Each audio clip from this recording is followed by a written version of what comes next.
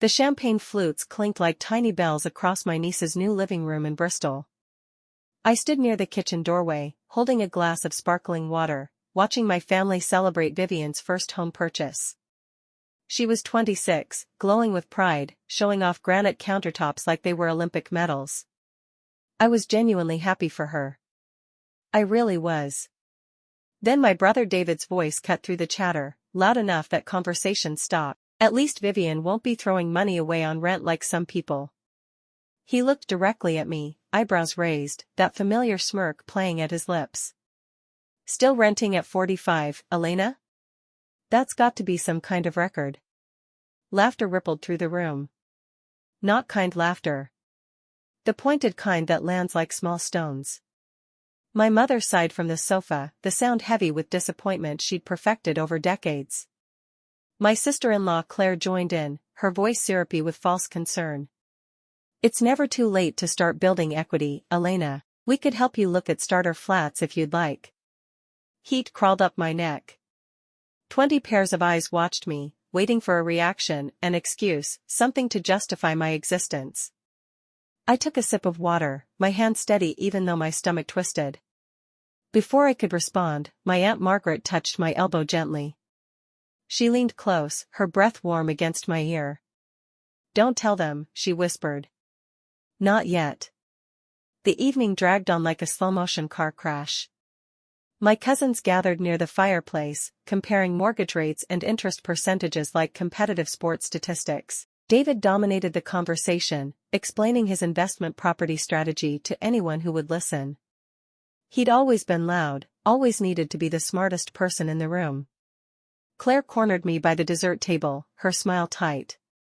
You know, Elena, there are budgeting courses at the community center. I took one before we bought our first place. It really helps you understand where your money goes. She said it like she was offering life-saving advice, not an insult wrapped in concern. I nodded politely, setting down my untouched slice of cake. That's thoughtful of you to mention. My mother joined us, her pearls catching the light. Elena's always been different, she said, as if I wasn't standing right there. Never quite figured out how to plan properly. The words landed like they always did, familiar and cutting. I excused myself, walking to the kitchen on legs that felt disconnected from my body. The granite counter was cool under my palms as I gripped the edge, breathing slowly through my nose. My phone sat heavy in my pocket. I pulled it out, my thumbs moving before I could overthink it. The message was simple, they've started. The reply came instantly, just 3 words that made my shoulders relax slightly, stay the course. I stood in the hallway, hidden by shadows and the half-open door, listening to my family rewrite my life story. It's strange how people talk about you when they think you can't hear. They weren't cruel exactly, just casually dismissive, which somehow felt worse. She's always been irresponsible with money, my sister Judith said. I could picture her shaking her head, that concerned expression she wore like a mask. Remember when she quit that promotion opportunity years ago? Just walked away from it. David laughed. Probably couldn't handle the pressure. Elena's always been more comfortable staying small. No ambition. What they didn't know, what I'd never told them, was why I'd made those choices. 10 years ago, when grandmother Margaret's health started failing, someone needed to be there. Not for an afternoon visit or a Sunday lunch. Really there. Daily. Hourly when it got bad. The family had talked about care homes, about hiring strangers, about how busy everyone was with their own lives. I'd been 20 miles away, single, working a job I liked but didn't love. So I'd made a choice. I'd moved closer. I'd rearranged my entire life around doctor's appointments and medication schedules and the quiet dignity of helping someone you love navigate their final chapter. Grandmother had made me promise something then, her hand thin and papery in mine. Let them think what they want, she'd said. For now. My mother found me in the garden later, standing under the string lights that made Vivian's new patio look magical. The air smelled like cut grass and expensive perfume. She approached slowly, her heels clicking on the stone path. Elena, she said, her voice softer but no less pointed. We need to talk. She didn't wait for me to agree. At your age, this is embarrassing. For you, certainly, but also for us. People ask questions. They wonder what went wrong. I watched a moth circle one of the lights, persistent and seemingly purposeless. I'm sorry you feel embarrassed. She sighed again, that signature sound. It's not just feelings. It's practical. You have no assets, no security. What happens when you're my age? Have you thought about that? She paused, studying my face in the dim light. The family inheritance meeting is next month. Your grandmother's estate.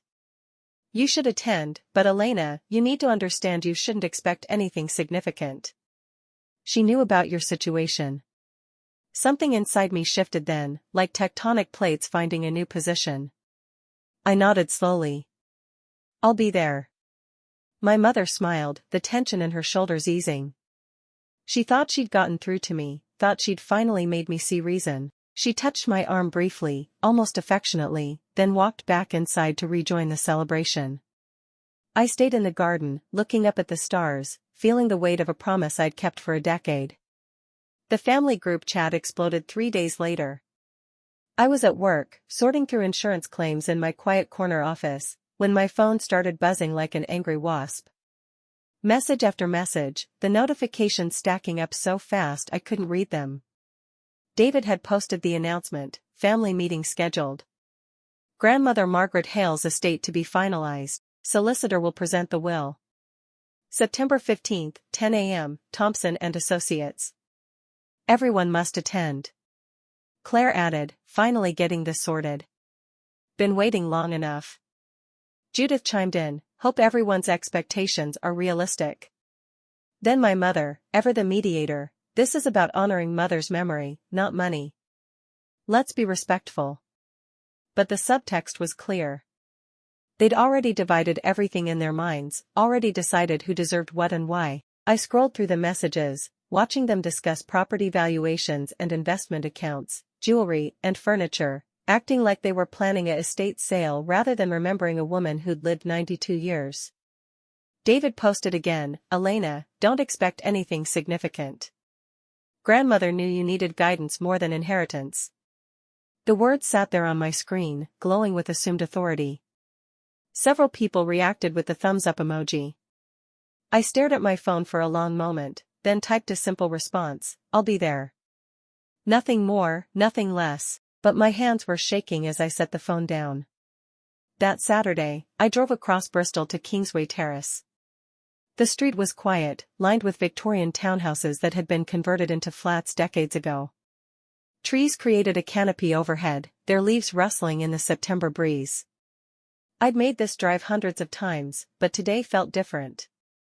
I parked in my usual spot and sat for a moment, hands on the steering wheel, breathing.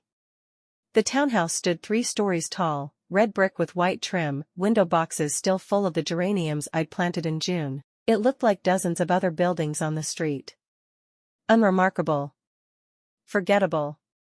Mr. Abrams, the caretaker, was sweeping the front steps. He looked up when I approached, his weathered face creasing into a smile. Miss Moore. Good to see you. Are you ready? The question hung in the air between us. Was I ready? I'd been living here for 10 years, but living and claiming are different things. I'd been playing a role, following instructions, keeping a promise. Now the play was ending. I think so, I said. He nodded, unlocking the main door. Your grandmother was a wise woman, she knew exactly what she was doing. We walked into the entrance hall, the familiar smell of old wood and lemon polish wrapping around me like a blanket. Everything's in order. The papers are waiting. The memories hit me as I climbed the stairs to the second floor. 10 years ago, Grandmother Margaret had called me to her hospital room. Pneumonia, the doctors said, though we all knew she was simply wearing out like a well-loved book. I need your help, she'd said, her voice raspy but determined. The family sees me as a bank account with legs. They visit when they remember, call on birthdays. You're different. I'd taken her hand, feeling the bones through her papery skin. What do you need? I need someone to live in my townhouse. The one on Kingsway Terrace.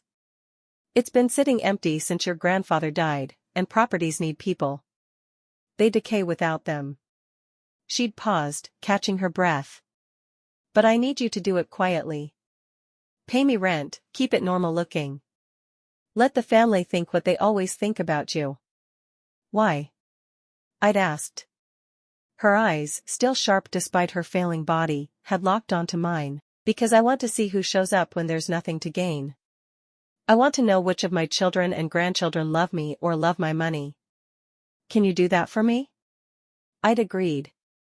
I'd moved in 2 weeks later, leaving my small flat across town, telling everyone I'd found a good rental deal.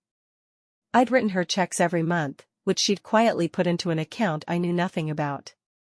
The family had mocked me for not buying. She'd endured their visits, their transparent interest in her assets, watching and taking notes. Mr. Abrams handed me a manila folder, thick with documents I'd been avoiding for 2 months, ever since grandmother's death. I'd known this moment was coming, but knowing and facing our different countries. I sat at the kitchen table, the same table where grandmother and I had shared countless cups of tea. My hands trembled as I opened the folder. The first document was a property deed, transferred to my name 3 years ago. Below it, bank statements showing every rent payment I'd made, deposited into an account and never touched. Below that, a letter in grandmother's handwriting, dated 1 week before she died. My dearest Elena, it began. If you're reading this, I'm gone, and it's time for the truth. This house has been yours since 2020, though I asked you to keep it secret. Every penny of rent you paid sits in an account bearing your name. You sacrificed your career, your social life, your pride to care for me when I needed it most. You asked for nothing. You expected nothing. That's why you deserve everything. My vision blurred. I wiped my eyes quickly, angry at myself for crying. There was a form at the bottom, transferring the account funds to me, requiring only my signature. The balance made my breath catch, every payment, plus interest, plus additional contributions she'd made secretly. It was more than enough to change everything. I signed the form with a pen that felt like it weighed 10 pounds. The date, September 14th, tomorrow was the meeting. Sunday dinner at my mother's house was a command performance. The family gathered around her dining table, the good china out, the conversation loud and self-congratulatory. I sat in my usual spot, near the end, mostly forgotten until David decided to entertain everyone again. So, Elena, he said, cutting into his roast beef with exaggerated precision.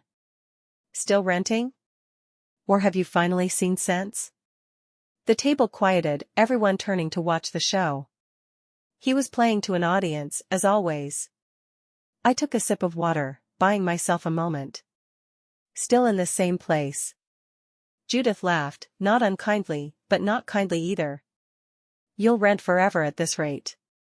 At least you're consistent. Several people chuckled. My mother's mouth tightened into a thin line, but she said nothing. Claire leaned forward, her voice dripping with false sweetness. We really should help you create a savings plan. It's not too late to start, even at your age. The condescension sat heavy in the air, familiar as the wallpaper.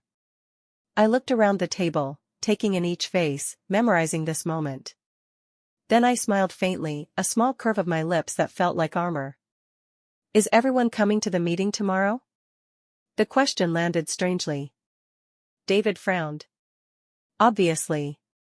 Why wouldn't we? Just checking, I said. I'd hate for anyone to miss it.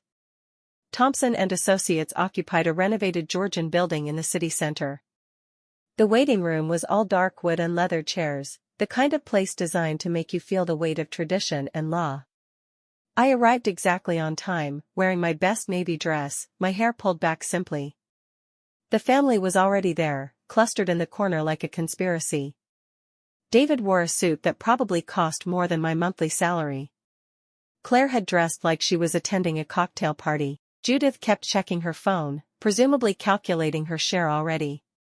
My mother sat apart, hands folded, her face arranged in appropriate mourning. No one greeted me when I walked in. I took a seat by the window, separate, watching clouds move across the Bristol skyline. The receptionist offered tea. I accepted, grateful for something to hold. At precisely 10 o'clock, the solicitor emerged.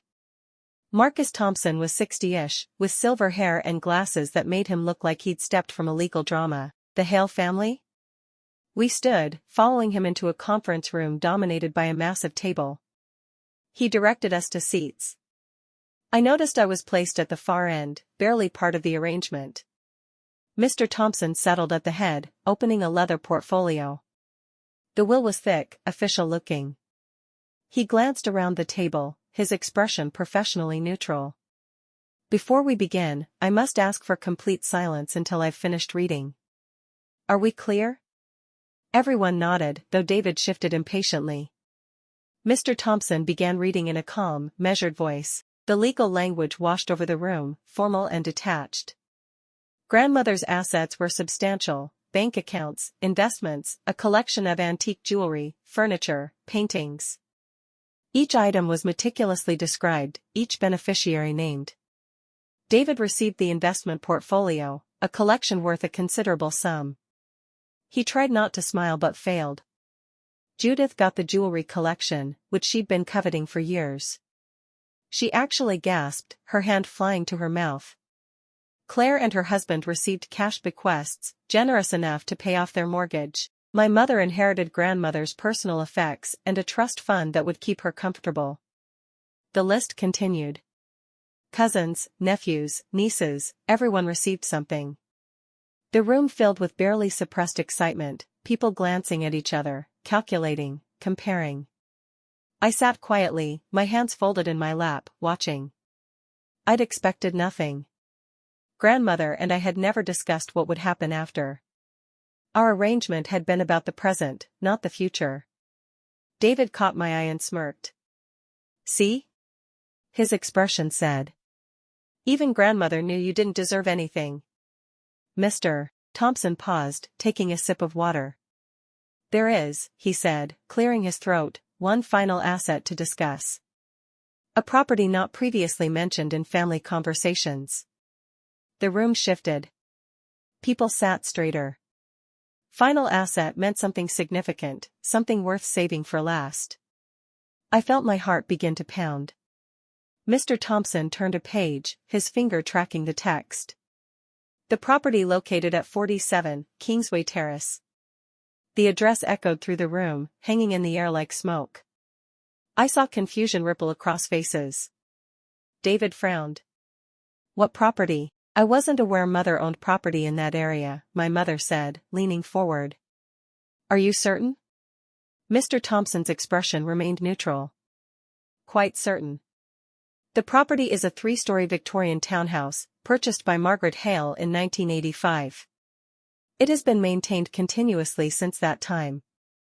Judith pulled out her phone, presumably to look up property values in that neighborhood. Claire whispered something to David, who shrugged. They were already calculating worth, already dividing it in their minds. Who inherits it? David asked, his voice sharp with interest. The property, I mean. Who gets it? Mr. Thompson looked down at the will, then slowly around the table. His gaze finally settled on me, and something like approval flickered in his eyes. Actually, he said, his voice measured and deliberate, the property was not inherited. It was transferred to its current owner several years ago, with Mrs. Hale's full consent and blessing. The room went very still.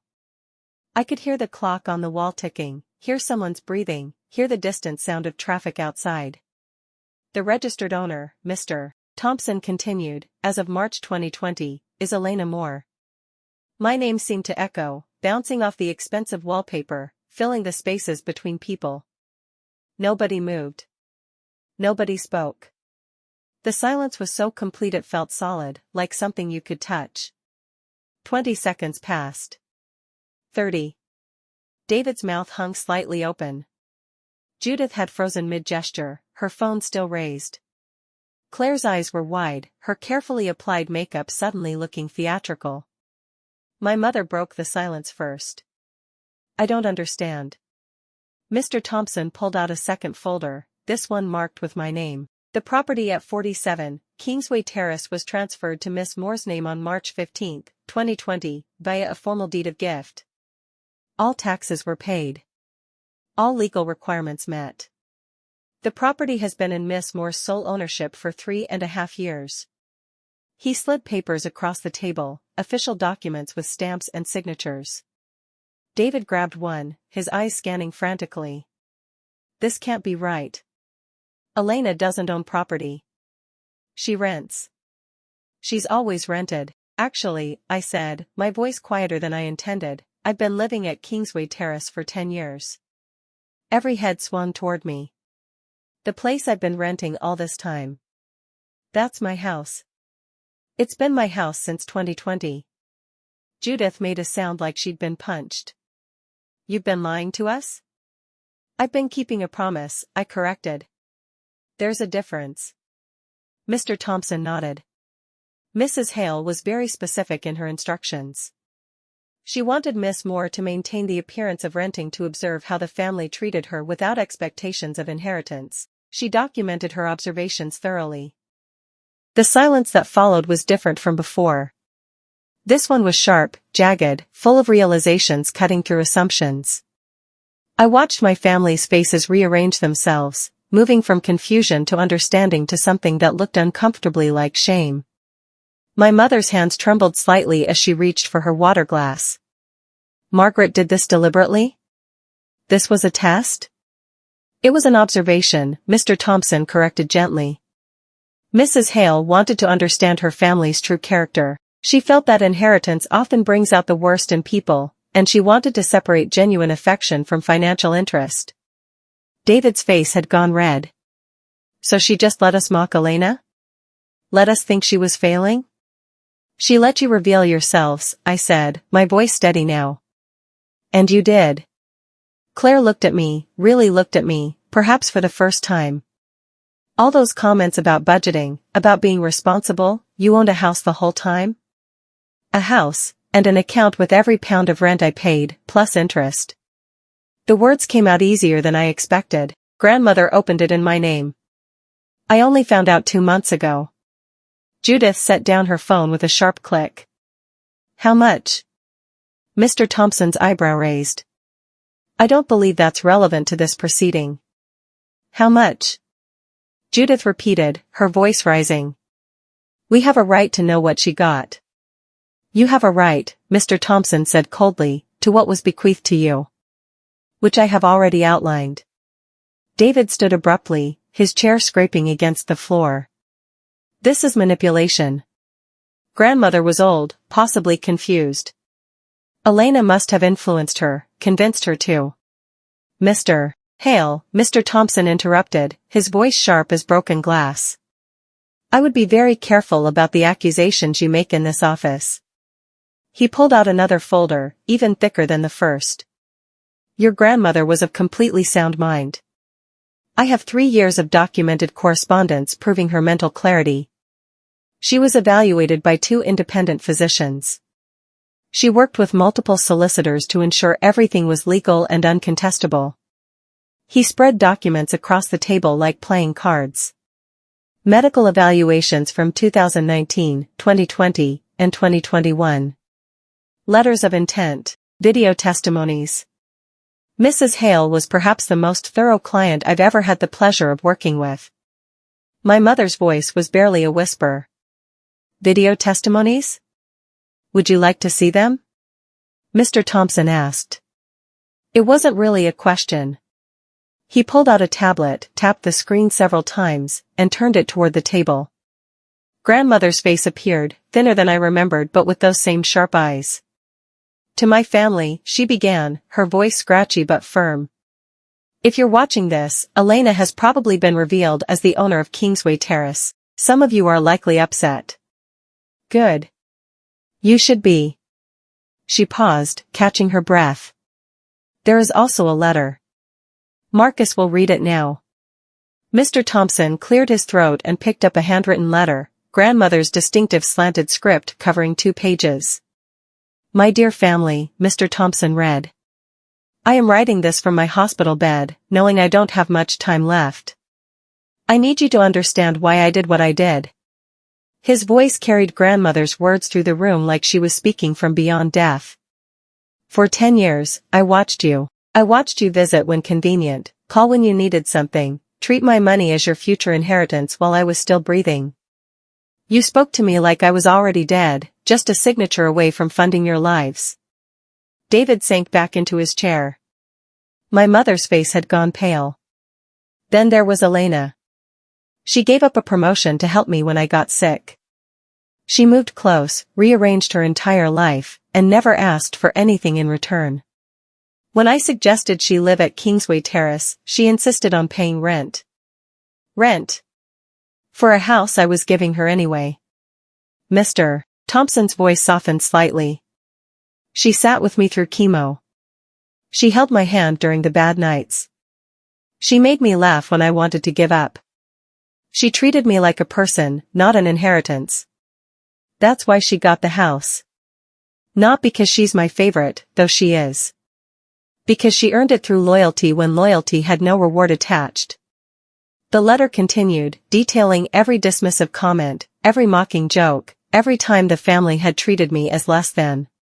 Grandmother had kept notes, dated and specific. The evidence of casual cruelty, spread across years, was devastating in its accumulation. I hope this hurts, the letter concluded. I hope you look at Elena and feel ashamed. She is what I hoped all of you would be. Mr. Thompson set down the letter. The silence that followed felt like pressure, like the air before a storm. Judith was crying, her mascara running in thin black lines. Claire stared at her hands. David's jaw worked like he was chewing words too bitter to spit out. My mother finally spoke. Elena, we didn't know. If we'd known you were caring for her, would it have changed anything? I asked. The question wasn't cruel, just honest. Would you have stopped mocking me for renting? Stopped treating me like I'd failed? She opened her mouth, then closed it again. We both knew the answer. Mr. Thompson pulled out more documents. There's additional context you should understand. Miss Moore didn't just care for Mrs. Hale. She gave up a senior position at her firm. The promotion would have increased her salary by 40%. She turned it down because the hours would have made caregiving impossible. He showed them papers, my resignation letter from the promotion track, dated 2 weeks after grandmother's diagnosis. Letters from her doctors, thanking me for my diligent care. Photographs of me in grandmother's hospital room, reading to her, holding her hand, being present. While you were comparing mortgages and investment portfolios, Mr. Thompson continued, his voice carrying an edge now, Miss Moore was administering medications, managing appointments, and ensuring your grandmother's final years had dignity. The house isn't a reward. It's inadequate compensation for what she sacrificed. The meeting ended shortly after. There were no more questions, no more protests. People gathered their papers and left in small groups, avoiding eye contact, especially with me. I stayed in my seat, suddenly exhausted, feeling 10 years of pretending drain out of me all at once. Outside the building, they waited. Not all of them, but enough. David stood by a lamppost, hands in his pockets, looking smaller than I'd ever seen him. Judith leaned against her car, tissues clutched in one hand. My mother sat on a bench, staring at nothing. When I emerged, they turned as one. David stepped forward first. Elena, we need to talk. To apologize. You don't need to do anything, I said, adjusting my handbag on my shoulder. The meeting's over. But we want to explain, Judith said, her voice thick. We didn't understand. If we'd known. You didn't know because you didn't ask, I interrupted gently. You saw what you expected to see. I was the failure, so you treated me like one. Claire approached, her heels clicking on the pavement. It wasn't personal. We just thought. It was entirely personal, I said. Every joke, every piece of advice, every pitying look. All personal. All meant to make you feel superior and me feel small. I took a breath. But I don't need your apologies. I don't need your explanations. I need you to understand that your opinions of me were never my problem. They were yours. My mother stood, walking toward me slowly. Elena, please. You're still my daughter. We're still family. Are we? I asked. The question hung between us. The call started the next day. David messaged asking if we could have coffee. Judith sent a long text about family loyalty and misunderstandings. Claire commented on an old Facebook photo, something about sister-in-law bonds. My mother showed up at Kingsway Terrace twice, knocking politely, waiting on the doorstep until she realized I wasn't answering. The transformation was immediate and transparent. Suddenly I had value. Suddenly I was worth their time. Invitations appeared, Sunday dinners, birthday parties, a cousin's wedding I hadn't heard about before.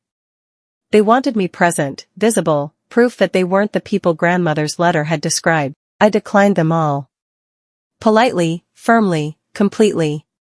Each rejection was easier than the last, like removing layers of clothing I'd never wanted to wear. I didn't block their numbers or unfriend them online. I simply stopped participating in the performance of family. My mother was the most persistent. She called weekly, leaving voicemails that progressed from apologetic to frustrated to pleading. Elena, this is ridiculous. We're family. Family forgives. But forgiveness wasn't the issue. Trust was. Respect was. And those things, once broken, don't heal just because circumstances change. 3 weeks after the meeting, David showed up at my door. I watched through the window as he stood there, hands in his pockets, looking up at the building that had always been mine. He knocked 3 times, waited, then left a note tucked into the doorframe. I threw it away without reading it. My mother came on a Tuesday evening, unannounced. I'd been painting the kitchen, a soft yellow that made the room feel like sunrise, and answered the door with streaks of color on my hands. She looked older than I remembered, smaller somehow. Elena, she said. Please. We need to talk. I didn't invite her in, but I didn't close the door either. What do you want to say? She took a breath. I want us to be a family again. I want to fix this. Tell me how to fix this. Her voice cracked on the last word. For a moment, she looked genuinely lost. You can't fix it, I said, not unkindly. You can only accept it. Accept what? That I'm not who you thought I was. That I never needed your approval. That I built a life while you were mocking me for not building the life you wanted me to have. I leaned against the doorframe. You taught me that love should look a certain way, property ownership, career titles, the right kind of success. But grandmother taught me that love is showing up. Being present. Caring without keeping score. My mother's eyes filled. I did care. I do care. You cared about your idea of me, I corrected. The daughter who disappointed you. But you never knew the actual me. You never asked what I wanted, what I valued, what made me happy. She reached out, her hand hovering near my arm but not quite touching. Then tell me now. Help me understand. I looked at her, really looked at her, and felt something soften in my chest. Not forgiveness exactly, but the beginning of letting go. I don't need you to understand. I just need you to accept that I'm fine. I've always been fine. Over the following months, I transformed Kingsway Terrace from grandmother's house into mine. I painted walls, replaced furniture, hung art I'd collected over years but never had space to display. The house breathed differently now, lighter somehow, filled with my choices rather than her memories. I didn't do it to show off or prove anything. I did it because the house deserved to be loved, not just occupied. Each room became a project, the kitchen with its yellow walls and new countertops, the living room with bookshelves I built myself, the bedroom with windows that overlooked the garden I'd started planting. Mr. Abrams helped with the heavy work, refusing payment but accepting tea breaks where we'd sit on the back step and talk about everything and nothing. He'd known grandmother since the 80s, had watched the whole arrangement unfold. She was proud of you, he said one afternoon, pruning roses while I weeded. Used to tell me stories about your visits. You made her last year's bearable. I found grandmother's presents in unexpected places, a recipe tucked in a cookbook, notes in the margins of her gardening journal, a photo of us from 5 years ago, both laughing at something I couldn't remember. The house held her gently, the way she'd held me. Success, I realized, wasn't the house or the money or proving my family wrong. Success was the quiet satisfaction of knowing I'd done right by someone who mattered. It was sleeping peacefully. It was looking in the mirror without shame. 6 months after the meeting, I hosted my first dinner party. Not family. Just friends, colleagues from work, neighbors from the street, people who'd known me as the renter and never cared. 7 of us crowded around grandmother's dining table, now refinished and gleaming, passing dishes and telling stories that made us laugh until we ate. My friend Vivian, who'd known me since university, raised her glass. To Elena and her beautiful home. Everyone echoed the toast, but Vivian continued, her eyes serious. And to the people who see us for who we are, not who they need us to be. The evening felt effortless, warm. These people had celebrated my small victories and commiserated my disappointments without measuring them against property values. They'd never made me feel less than. Their presence in this house, laughing and comfortable, felt like the truest housewarming. As I cleared dessert plates, my phone buzzed. A message from an unknown number. I almost deleted it, then curiosity won. Elena, it's David. I know you probably won't read this, but I needed to say it. You were right. We saw what we wanted to see. I'm sorry, not because you inherited something, but because we made you feel small when you were actually the biggest person in the room. I hope someday you'll let us try again. No expectations. Just, trying. I read it twice, then set my phone down. Maybe someday. But not today. Today belonged to the people who'd always seen me clearly. The family stopped calling. Gradually, naturally, the way things fade when no longer fed. My mother sent a birthday card with a brief note. Judith liked an occasional Instagram post. David's name appeared in my message list, unanswered. The silence they'd once filled with judgment now just sat there, neutral and unremarkable. I'd worried I might feel guilty, might second-guess my boundaries. But I didn't. The space their absence created filled with other things, longer walks through Bristol, painting classes at the community center, volunteer work at a hospice where I read to patients the way I'd read to grandmother. My life expanded into the room their expectations had occupied. Mr. Thompson called one afternoon. Just checking in, he said, his formal tone softened by genuine concern. How are you managing? I'm well, I said, surprised to realize I meant it completely. Really well. Your grandmother would be pleased. He paused. She worried, you know. That you'd struggle with the aftermath, with standing up to your family. I think she knew I'd be fine, I said. She taught me how. 8 months after the meeting, I received one final letter. My mother's handwriting, smaller and shakier than usual. I made tea before opening it, settling into the window seat where afternoon light pooled warm and golden. The letter was short. No long explanations, no elaborate justifications, just truth, finally.